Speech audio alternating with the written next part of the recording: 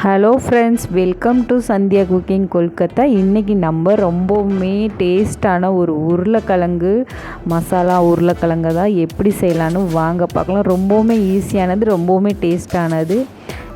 கொல்கத்தாவில் இது டெய்லி இல்லாமல் சாப்பாடே சாப்பிட மாட்டாங்க. டெய்லி இந்த ஃப்ரே கன்ஃபார்ம் சாப்பாட்டில் இருக்கும். வாங்க இது எப்படி செய்யலான்னு பார்க்கலாம். ரொம்ப டேஸ்டானது. இது எப்படி செய்கிறதுன்னு பார்க்குறதுக்கு முன்னாடி நம்ம சேனலை புதுசாக பார்க்குறவங்க மறக்காமல் சப்ஸ்கிரைப் பண்ணிவிட்டு பாருங்கள். தேங்க்யூ. அதுக்கப்புறம் முதல்ல ஒரு அடுப்பில் ஒரு கடாய் வச்சுக்கலாம். தேவைக்கேற்ப எண்ணெய் ஊற்றிக்கலாம். எண்ணெய் சூடானதும் நம்ம அரை ஸ்பூன்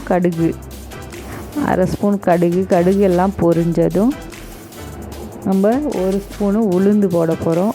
உளுந்து போடும்போது நல்லாவே டேஸ்ட்டு நல்லாயிருக்கும். அது சாப்பிடும்போது உளுந்து டேஸ்ட் பிடிக்கிறவங்க கன்ஃபார்ம் உளுந்தை சேர்த்துக்கோங்க.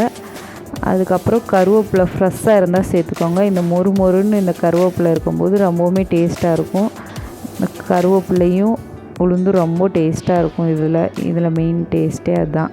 எல்லாம் பொரிஞ்சதும் நம்ம உருளைக்கிழங்க ரவுண்டாக கட் பண்ணியிருக்கோம். நீங்கள் உங்களுக்கு விருப்பமான இதில் கட் பண்ணிக்கோங்க. இதை நம்ம ஒரு 2 நிமிஷம் பெரட்டி விடலாம். எண்ணெயில் 2 நிமிஷம் பெரட்டி விட்டுட்டு இதுக்கு தேவைக்கேற்ப மஞ்சத்தூளும் உப்பு போடலாம். மஞ்சத்தூள் உப்பு போட்டு எல்லா சைடும் படுற மாதிரி நல்லா பெரட்டி விட்டுட்டு இதை நல்லா வேக வைக்கணும். அதுக்காக நம்ம இப்போ ஒரு தட்டை வச்சு மூடி வச்சிடலாம். சிம்மில் வச்சு மூடி வச்சுருங்க, இல்லைன்னா கருகி போயிடும். ஒரு 5 நிமிஷத்துக்கு அப்புறம் ஓப்பன் பண்ணி பார்க்கலாம். ஓரளவுக்கு வெந்துருச்சு உருளைக்கிழங்கு. இப்போ மறுபடியும் ஒரு 5 நிமிஷம் மட்டும் மறுபடியும் ஒரு 2 நிமிஷம் மூடி வைக்கலாம். மூடி வச்சுட்டு ஓப்பன் பண்ணி பார்த்தீங்கன்னா உருளைக்கிழங்கு நல்லாவே வெந்துருச்சு. 3/4 பதத்துக்கு வெந்துருச்சு. இப்போது நம்ம மிளகாத்தூள் ஒரு அரை ஸ்பூன், மல்லித்தூள், சீரகத்தூள், அதுக்கப்புறம் மிளகு பொடி பெப்பர் பொடின்னு சொல்லுவாங்களா அது. இது கன்ஃபார்ம் இந்த 4 மசாலாவும் சேர்த்துக்கோங்க. ரொம்பவுமே டேஸ்ட் எடுத்து கொடுக்கும் இதுக்கு.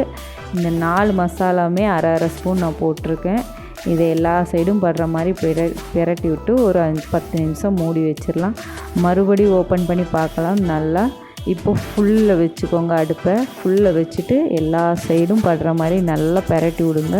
இந்த மசாலா இந்த உருளைக்கிழங்கு நல்லா பொன்னிறமாக பெரட்டி விட்டிங்கன்னா ரொம்ப டேஸ்ட்டாக இருக்கும்.